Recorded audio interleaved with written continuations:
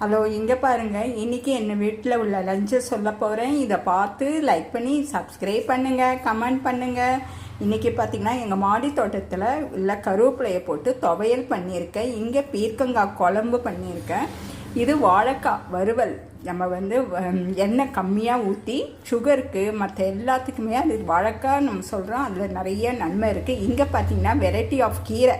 அது பார்த்திங்கன்னா ஒரு 8 வகையான கீரையை வச்சு நான் பொரியல் பண்ணியிருக்கேன். எங்கள் மாடி தோட்டத்தில் விளைஞ்சது.